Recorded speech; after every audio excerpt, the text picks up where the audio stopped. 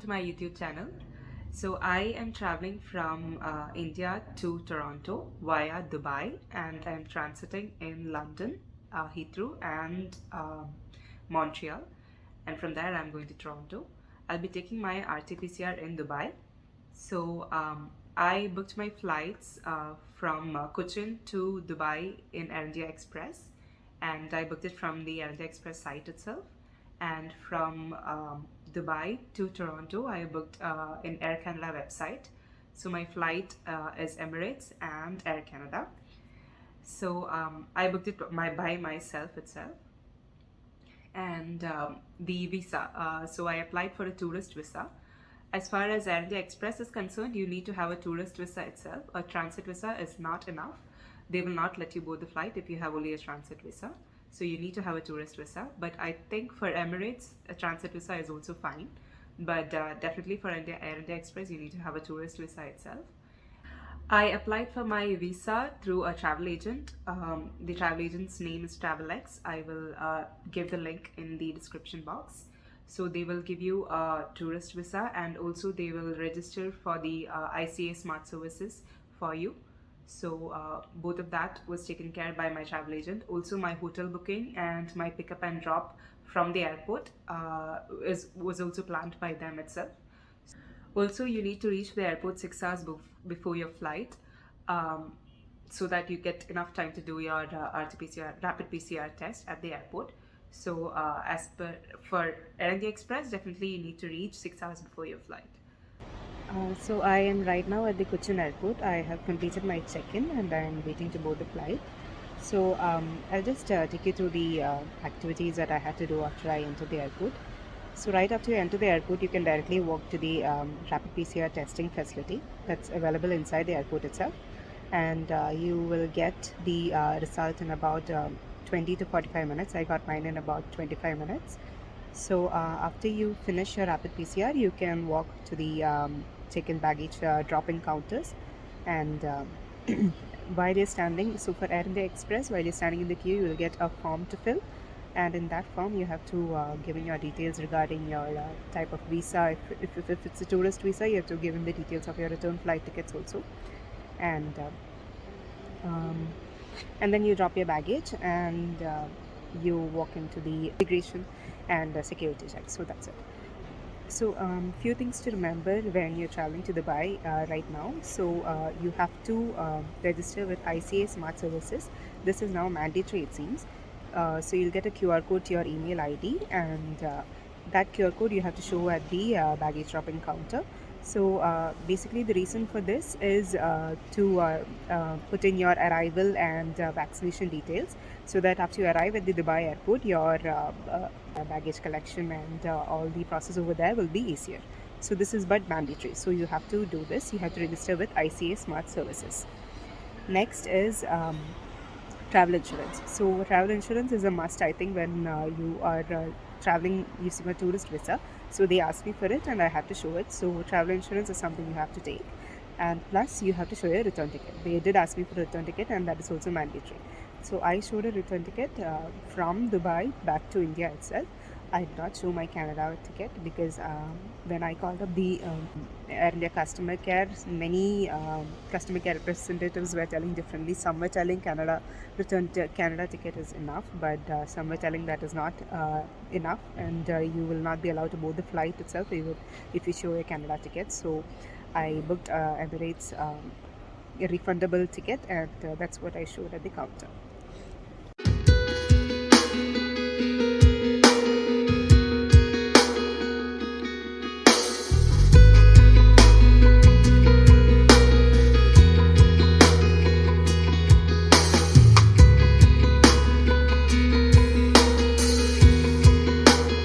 So I have checked into my hotel in Dubai now. I'm staying at Hampton by Hilton. It's pretty close to the airport, just around 4 or 5 kilometers. That's it. So now at the airport, the process was very simple. There was like absolutely no questions asked.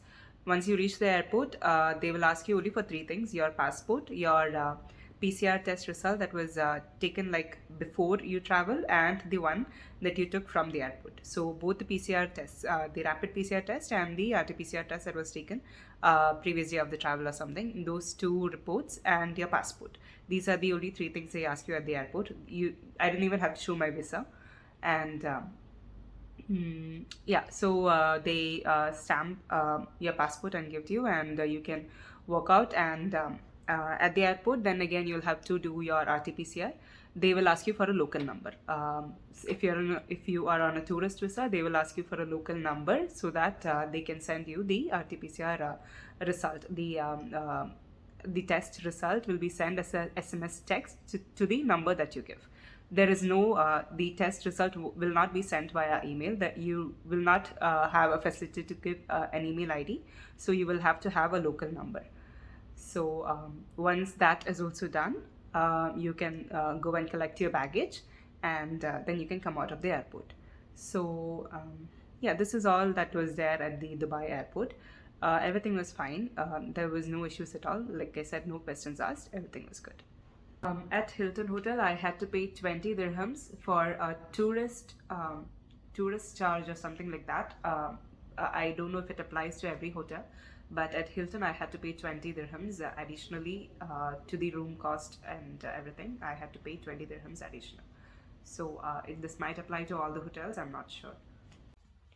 I am about to leave to the airport now. My flight is in some time. I have to reach the airport 3 hours before. So I got my RT-PCR result. After I gave for the swab, it took just 6 to 7 hours. I got my result. So I have taken a printout of that result. Then I have filled in the ArriveCAN application. I have given my details like the flight details, the quarantine plan, and the vaccination details. So these details I've given in the ArriveCAN application, and I have my RT-PCR negative result and my flight ticket.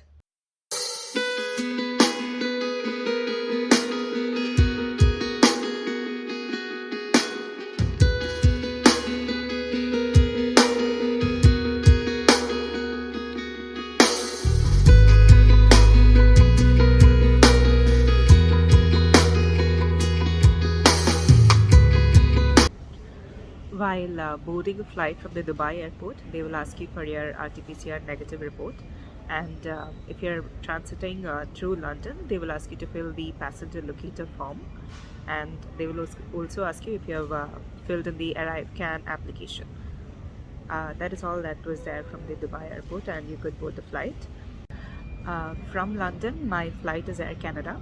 So at the Air Canada counter, they ask you for your passport, your boarding passes for the next flights, and if it was a 1 PNR flight, they ask you for the next boarding passes, and also they ask you for your RT-PCR negative report and the ArriveCAN.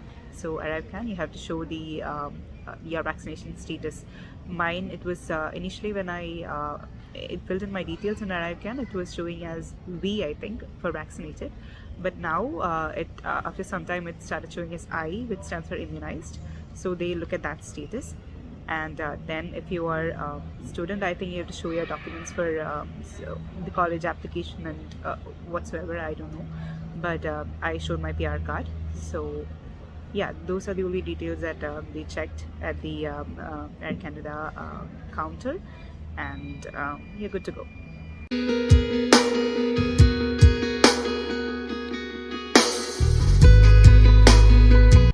I reached Toronto finally. So from London, I came to Montreal to Toronto. In Montreal, I had only a customs declaration, that is a self customs declaration. You have a machine in which you enter the details. You declare if you have bought any, what is it that you have bought, money, or if you have any firearms and all of that, you declare. So that was done, and I had to scan my PR card. So after that, I got a receipt, and with that receipt, I walked on, and there was no more immigration checks. They directly guided me to my gate for my connection flight to Toronto, and that is it. That was it at Montreal. So I actually thought that there would be some kind of immigration check at Toronto where my passport stamping and all would happen. Uh, but after I reached Toronto, there was nothing at Toronto also because from Montreal to Toronto, it's a domestic flight. So I exited at the domestic terminal and I walked directly to collect my baggage, and then I was able to exit. So there was no more immigration checks at Toronto also. So for me, the checks were conducted actually at the London airport itself, all to verify my arrive and RT-PCR and passport, PR card, everything. Those checks were done at London, and I think that was the final check that was there for me. And then only the customs clearance at Montreal. So this was the check that was done for me. On the whole, the journey cost me around 1.2 lakhs, less than that actually. So this includes everything: the flight tickets, the travel insurance, RT-PCR, the airport to hotel transfers, the hotel cost, visa cost, everything. Everything together, it cost me less than 1.2 lakhs.